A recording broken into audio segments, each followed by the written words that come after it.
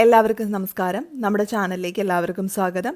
ഇന്നത്തെ വീഡിയോയിൽ നമുക്ക് റവയും പഴവും ശർക്കരയും ഉപയോഗിച്ച് ആവിയിൽ തയ്യാറാക്കാൻ പറ്റുന്ന നല്ലൊരു 4 മണി പലഹാരത്തിൻ്റെ റെസിപ്പി നോക്കാം. അതിനായിട്ട് ഞാനിവിടെ 1 കപ്പ് റവ എടുത്തിട്ടുണ്ട്. ഇത് ഞാൻ മിക്സിയുടെ ജാറിലേക്ക് ഇട്ട് കൊടുത്ത് നന്നായിട്ടൊന്ന് പൊടിച്ചെടുക്കുകയാണ് ചെയ്യുന്നത്. തരി കൂടിയ റവ ആയതുകൊണ്ടാണ് ഞാനിവിടെ പൊടിച്ചെടുത്തത്. തരി കുറഞ്ഞ റവയാണെങ്കിൽ ഇത് പൊടിക്കേണ്ട ആവശ്യമൊന്നുമില്ല.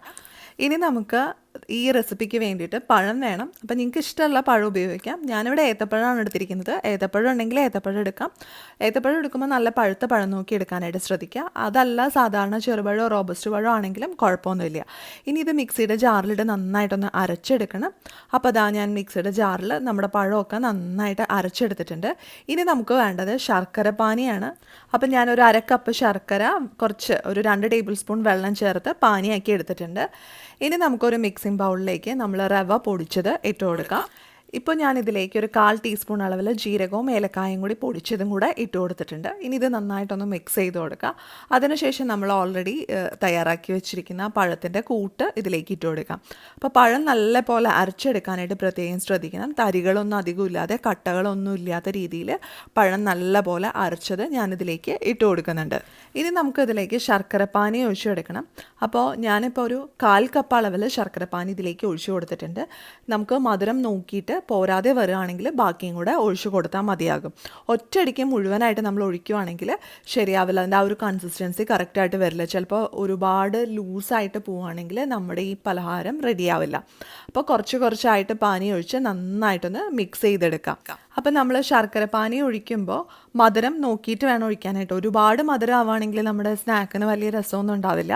അപ്പോൾ മധുരം ഒത്തിരി കൂടുതലാണ് നിങ്ങളുടെ ശർക്കരയ്ക്കുന്നുണ്ടെങ്കിൽ കുറച്ച് പാനി ഒഴിക്കുക, ബാക്കി വെള്ളവും കൂടി ഒഴിച്ച് നമ്മുടെ ഈ ബാറ്റർ റെഡിയാക്കി എടുത്താൽ മതി. ഇനിയിപ്പോൾ ശർക്കര ഇല്ലയെന്നുണ്ടെങ്കിൽ പഞ്ചസാര ഉപയോഗിച്ച് നമുക്ക് ചെയ്തെടുക്കാവുന്നതാണ്. പഞ്ചസാര പൊടിച്ചിട്ട് നമുക്കിതിലേക്ക് ചേർത്ത് കൊടുക്കാം. അതും അല്ലെങ്കിൽ പൊടിക്കാതെയും ചെയ്യാം. പിന്നെ പഞ്ചസാരേനേലും കുറച്ചും കൂടി നല്ലത് ഇതുപോലെ ശർക്കര ചേർത്തിട്ടുള്ളതാണ്. അപ്പോൾ നമ്മുടെ ബാറ്റർ ഇവിടെ റെഡി ആയിട്ടുണ്ട്. ഇനി ഞാൻ ഇതിലേക്ക് ഒരു 1/2 ടീസ്പൂൺ അളവിൽ ബേക്കിംഗ് പൗഡറും കൂടെ ചേർത്ത് കൊടുക്കുകയാണ്. അപ്പോൾ നിങ്ങളുടെ കയ്യിൽ ബേക്കിംഗ് പൗഡർ ഉണ്ടെങ്കിൽ ബേക്കിംഗ് പൗഡർ ചേർത്ത് കൊടുക്കാം. അതല്ലാന്നുണ്ടെങ്കിൽ ബേക്കിംഗ് സോഡ ചേർത്ത് കൊടുക്കാം. ബേക്കിംഗ് സോഡയും ബേക്കിംഗ് പൗഡറൊക്കെ നമ്മൾ ചേർത്ത് കൊടുക്കുന്നത് നമ്മുടെ മാവ് കുറച്ചും കൂടി ഒന്ന് സോഫ്റ്റായി കിട്ടാനാണ്. അപ്പോൾ നമ്മളിത് റെഡിയാക്കി എടുക്കുമ്പോൾ നല്ല സോഫ്റ്റായിട്ട് വരും. അപ്പോൾ അതിന് വേണ്ടിയിട്ടാണ് ഇത് ചേർത്ത് കൊടുക്കുന്നത്. ഇതില്ലാന്നുണ്ടെങ്കിലും കുഴപ്പമൊന്നുമില്ല.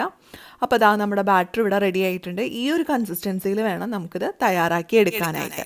അപ്പം നമുക്ക് ഇനി ഇത് വേവിക്കാനായിട്ടുള്ള തയ്യാറെടുപ്പുകൾ തുടങ്ങാം.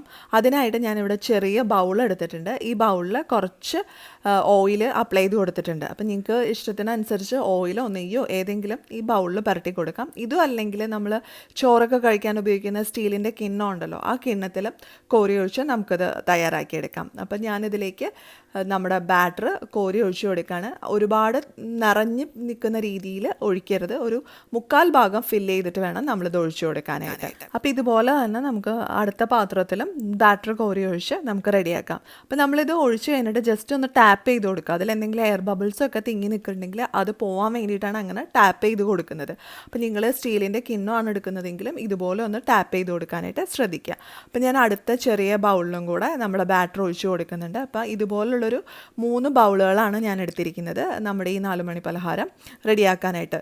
അപ്പോൾ ഞാൻ ഇഡ്ഡലി പാത്രത്തിൽ വെച്ചിട്ടാണ് ഇത് വേവിക്കുന്നത്. അപ്പോൾ ഇഡ്ഡലി ചെമ്പ് അടുപ്പത്തേക്ക് വെച്ചിട്ടുണ്ട്. കുറച്ച് വെള്ളം ഒഴിച്ച് ഇനി ഇത് ആവിയിൽ നമുക്ക് നന്നായിട്ട് വേവിച്ചെടുക്കാം. ഒരു 20 മിനിറ്റ് മതിയാവും ഇത് നന്നായിട്ട് വെന്ത് കിട്ടാൻ. അപ്പോൾ അതാ നമ്മുടെ പലഹാരം ഇവിടെ റെഡി ആയിട്ടുണ്ട്. നമുക്കതിനെ റവ അപ്പം എന്നോ അല്ലെങ്കിൽ റവ പഴം അപ്പം എന്നോ എന്ത് വേണമെങ്കിലും വിളിക്കാം. അപ്പോൾ വളരെ സിമ്പിളായിട്ട് പെട്ടെന്ന് തയ്യാറാക്കിയെടുക്കാൻ പറ്റുന്ന നല്ലൊരു പലഹാരമാണ്. നല്ല ഹെൽത്തി ആയിട്ടുള്ള പലഹാരവും കൂടിയാണ്. അപ്പോൾ എല്ലാവർക്കും ഇന്നത്തെ ഈ റെസിപ്പി ഇഷ്ടമായെന്ന് പ്രതീക്ഷിക്കുന്നു. ഇഷ്ടമായാൽ ലൈക്ക് ചെയ്യുക, ഷെയർ ചെയ്യുക. അതുപോലെ നിങ്ങളുടെ അഭിപ്രായങ്ങളൊക്കെ താഴെ കമൻറ്റ് ബോക്സിൽ പറയുക. ഇനി അടുത്ത ദിവസം നമുക്ക് പുതിയൊരു വീഡിയോ ആയിട്ട് വീണ്ടും കാണാം.